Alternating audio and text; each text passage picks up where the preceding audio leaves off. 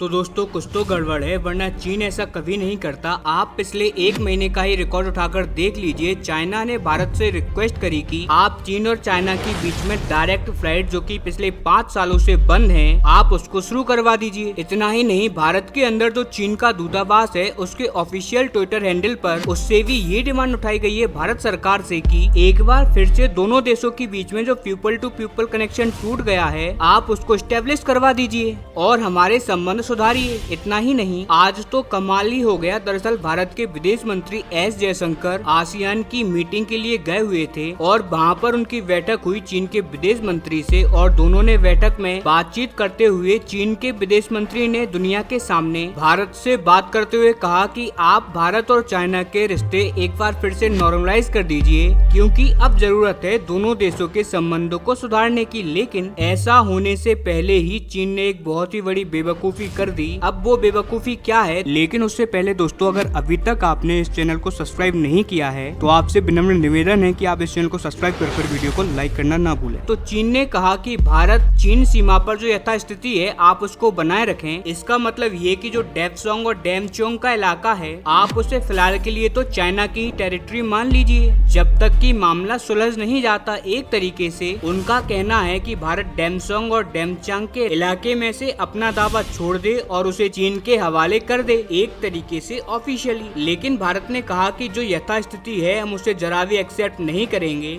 अगर चीन चाहता है कि भारत के साथ संबंधों को नॉर्मलाइज किया जाए, दोनों देशों के बीच में व्यापार को एक बार फिर से स्टेब्लिश करें हम, इसके अलावा दोनों देशों में फ्लाइट और direct to direct people connection को सुधारा जाए, तो उसका सिर्फ एक ही तरीका है कि चीनी सेना को प्री गलवान इंसिडेंट के पहले जो इसकी यथास्थिति थी उसी पर वापस लौटना होगा। यानी कि गलवान घाटी के हिंसा से पहले चीनी सेना जहां पर थी उसको वहीं पर वापस जाना होगा। दोनों सेनाओं को डी-एक्सेलेरेशन करना होगा। मतलब कि पिछले 4-5 सालों में भारत और चाइना दोनों की सेनाओं ने सैनिकों और हथियार की तैनाती जो दोनों देशों के बॉर्डर पर तैनात करी है, तो उसके अंदर चीन चाहता है कि सिर्फ भारत अपनी सेना को पीछे कर ले, अपने हथियार हटा ले चीन से, और चीन अपनी सेना तैनात रखे उसकी जैसी मर्जी हो वैसे। और ऐसा नहीं होने वाला। डी-एक्सेलेरेशन होगा तो वो एक ही शर्त पर होगा कि दोनों देशों की सेनाएं अपनी पुरानी पोजीशन यानी गलवान घाटी हिंसा से पहले जो जहां पर थी वहीं पर चली जाए, वरना इसके अलावा कोई भी दूसरा रास्ता डी-एक्सेलेरेशन का हो ही नहीं सकता।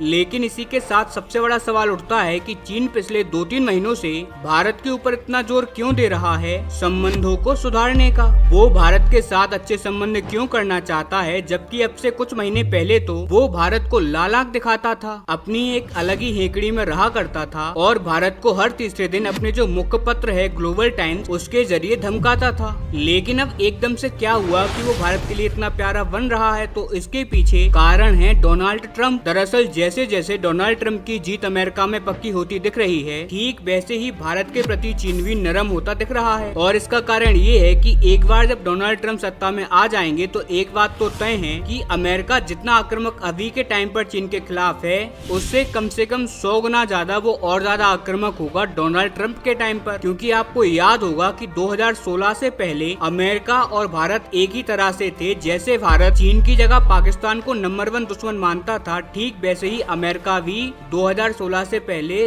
रूस को अपना नंबर 1 दुश्मन मानता था। लेकिन 2014 में इंडिया में पीएम मोदी और 2016 में डोनाल्ड ट्रंप सत्ता में आए, तब से दोनों देशों ने ये रिकॉग्नाइज किया कि दोनों देशों का नंबर 1 दुश्मन है चाइना, और उसी से हमें सबसे ज्यादा खतरा भी है। तभी से दोनों देश काफी आक्रामक भी हुए चाइना के खिलाफ, खास करके अमेरिका ने तो चाइना के खिलाफ एक ट्रेड वॉर भी स्टार्ट कर दिया था, यानी कि व्यापारिक युद्ध, और उसी के परिणाम चीन आज तक भुगत रहा है। अब आपको सोच सकते हैं कि डोनाल्ड ट्रंप अगर वापस से सत्ता में आते हैं तो न केवल सिर्फ एक ट्रेड वॉर स्टार्ट होगा दोबारा से, बल्कि ताइवान के मोर्चे पर भी आपको और अमेरिकी सेना दिखाई देगी, जो कि चीन के लिए एक बहुत ही ज्यादा बड़ा चैलेंज होगा। इसीलिए चीन चाहता है कि जो भारत के साथ लगा हुआ उसका वेस्टर्न बॉर्डर है उसे फिलहाल की कंडीशन में शांत कर लिया जाए, ताकि जो ईस्ट का इलाका है यानी कि जापान और ताइवान वाला इलाका है, यहाँ पर हम थोड़ा सा ज्यादा फोकस कर पाएं। लेकिन फिलहाल चीन की बेवकूफियों को देखते हुए लग तो नहीं रहा है उसका वेस्टर्न बॉर्डर यानी कि भारत से लगता हुआ बॉर्डर शांत होगा। भारत किसी भी हालत में यूनिलैटरली अपनी सेना चाइनीज बॉर्डर से हटाएगा।